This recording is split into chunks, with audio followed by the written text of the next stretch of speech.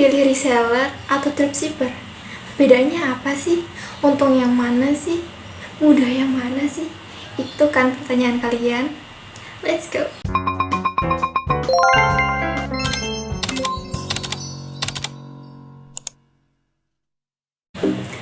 Pilih reseller atau dropshipper? Apa perbedaannya? Banyak orang yang bingung ketika dihadapkan pada dua pilihan tersebut. Kedua pekerjaan ini memang cocok sebagai pekerjaan sampingan, namun ada bedanya. Seperti yang kalian ketahui, reseller dan dropshipper sama-sama pekerjaan yang berhubungan dengan dagang. Mirip-mirip dengan perdagangan, tapi kedua pekerjaan ini mempunyai cara yang beda dalam penjualan kepada konsumen. Oke, kita masuk ke yang pertama. Perbedaan reseller dan dropshipper dalam segi cara kerjanya. Reseller itu bisa dibilang mirip-mirip dengan perdagangan. Mereka harus lebih dulu membeli barang sebelum menjualnya ke konsumen. Reseller memperoleh barang dari supplier atau distributor. Setelah mendapatkan barang dengan jumlah tertentu, baru reseller akan menjualnya ke konsumen. Beda lagi dengan dropshipper. Cara kerja dropship adalah menawarkan barang ke konsumen lebih dulu. Terus kalau dapat order, nantinya diteruskan ke supplier atau distributor.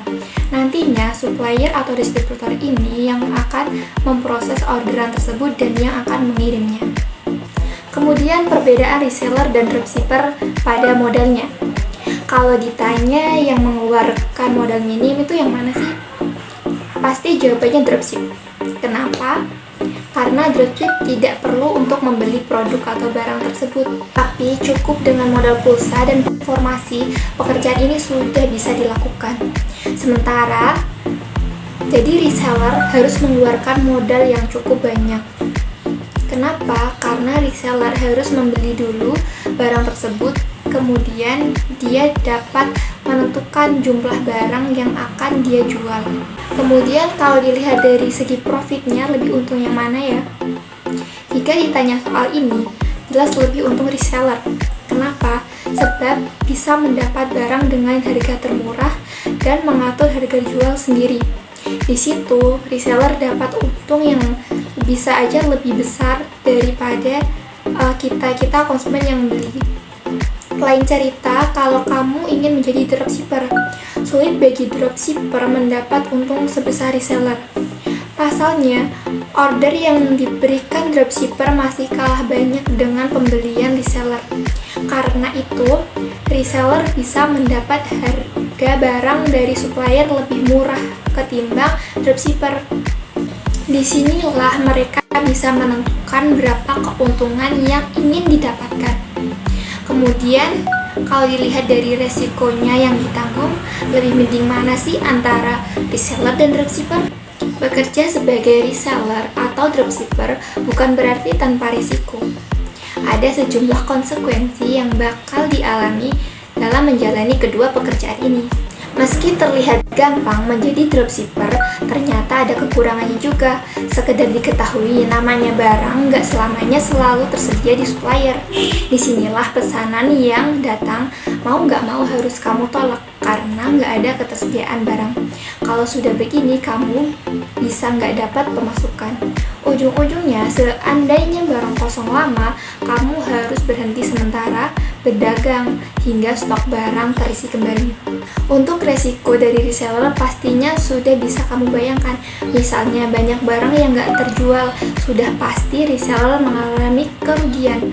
Mau nggak mau, nih barang yang tersedia dijual rugi daripada barang tersebut tidak laku atau mungkin ada barang yang kadaluarsa. Makanya biasanya akan dijual rugi ketika sudah tidak ada yang mau membeli. Kemudian, jika dilihat dari pelayanan ke konsumen, lebih mending reseller atau dropshipper? Kalau reseller begitu terima order, bakal langsung melakukan pengemasan dan pengiriman barangnya sendiri. Jadi, biaya pengemasan dan pengiriman menjadi tanggungannya. Sementara, kalau jadi dropshipper, kamu cuma menyampaikan pesanan kepada supplier. Urusan pengemasan dan pengiriman menjadi tanggungan supplier. Dengan begitu, kamu nggak usah mikirin biaya pengemasan dan pengiriman.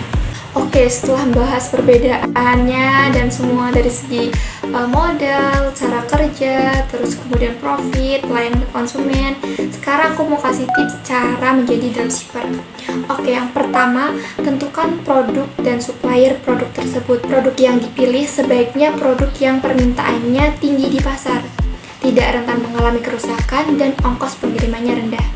Yang kedua, pasang harga jual tidak terlalu rendah, tapi masih bisa bersaing dengan harga pasar. Hal ini bertujuan agar pembeli tidak ragu dengan barang yang dijual. Yang ketiga, ciptakan identitas dropshipper atau brand kalian yang dapat dipercaya dan mudah sekali diingat oleh pembeli. Yang keempat, buat toko online di e-commerce yang ada di Indonesia seperti Tokopedia, Shopee, Lazada, Blibli, JD.id hingga Bukalapak. Buat juga akun sosial media, misal Facebook atau Instagram atau Telegram, Line, WhatsApp. Semua akun tersebut memiliki fitur untuk mempermudah berjualan atau pemasaran produk yang ingin kalian jual.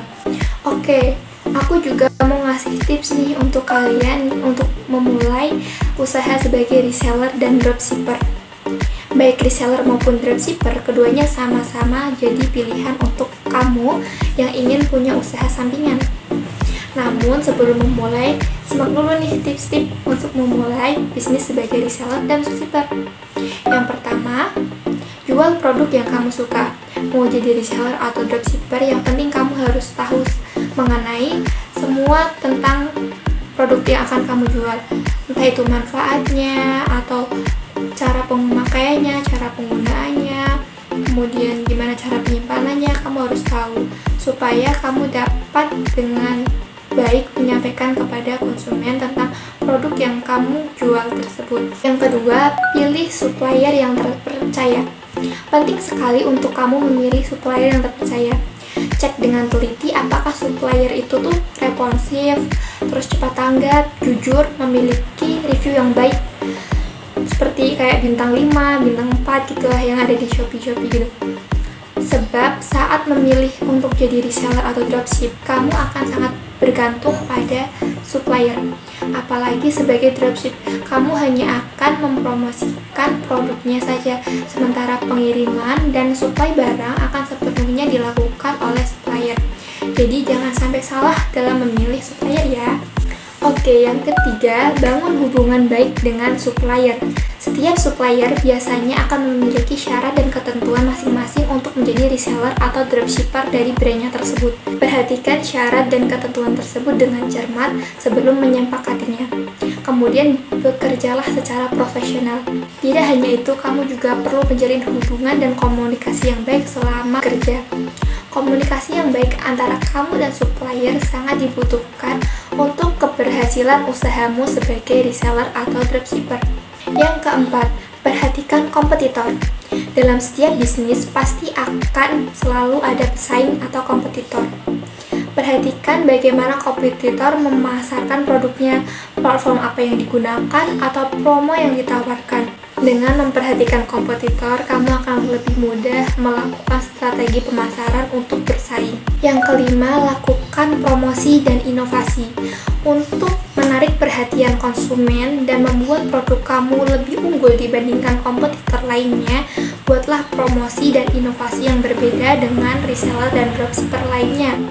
Di awal promo mungkin tidak akan memberikan banyak perubahan atau banyak keuntungan yang tinggi, tetapi dengan promo akan banyak pelanggan yang datang dan berlangganan untuk terus membeli di toko kamu.